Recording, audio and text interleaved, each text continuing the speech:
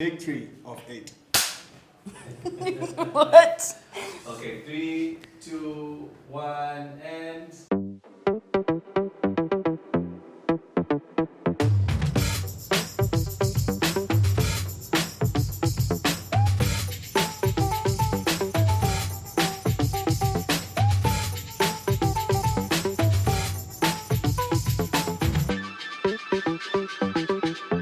Kuku Kienyeji is a huge staple when it comes to Christmas, and I try my very best to always whip it up very differently when Christmas gets here. Today we're gonna be making some mint, coriander, cumin, tumeric, Kuku Kienyeji, and I'm super excited that season 2 of Kenyan Christmas Throwdowns is happening right here in the Yummy Kitchen. Make sure you check out their newest issue. The link is in my description box. Now back to this chicken.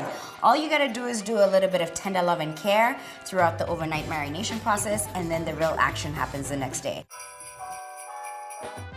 So we're gonna go in with our yogurt.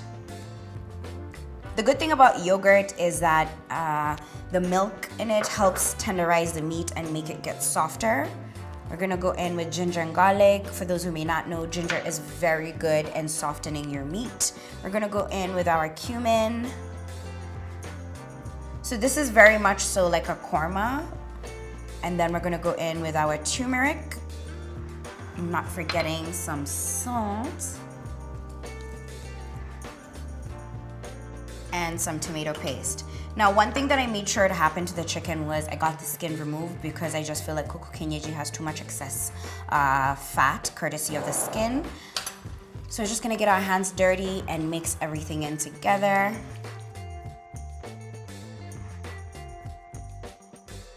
Hands are clean, bowl is clean film. We're gonna put this bad boy into the fridge. Now we were smart enough to place our own bowl into the fridge overnight, and we have brought it to room temperature. So now we're just gonna take off this cling film and pour everything into the pot, babes. Now, in order not to waste this sauce in here, you can always add in some water, rinse out this bowl, and just pour it into here as well, because you really need water for the chicken to cook.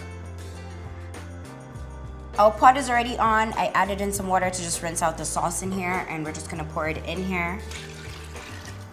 And we are just gonna let the magic happen, which is basically boil or come to like a really nice thick paste. And we are just gonna leave the heat on low and let everything to cook for about an hour or so. We're just gonna keep turning things around, ensuring that we can check with a fork to make sure our meat is tender to our likingness. Is that like an English word? Na hope ni English. Kama sio, unaweza kunikosoa in the comments because mnapenda kufanya hivyo. It's been about an hour and our stew is looking exquisite, boo-boo. We're gonna add in our mint and our dania into here. And then we're just gonna stir everything together.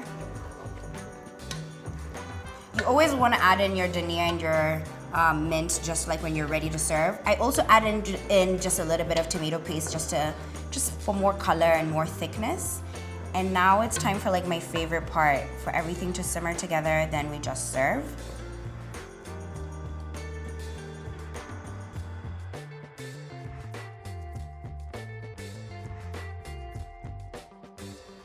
So we're pretty much gonna serve this chicken with some rice or some naan or some chapo.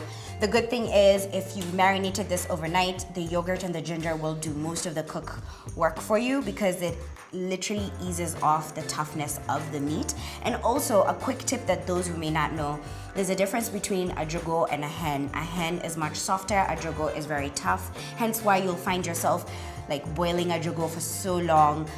You don't really want that cock that takes long to boil. You want a hen.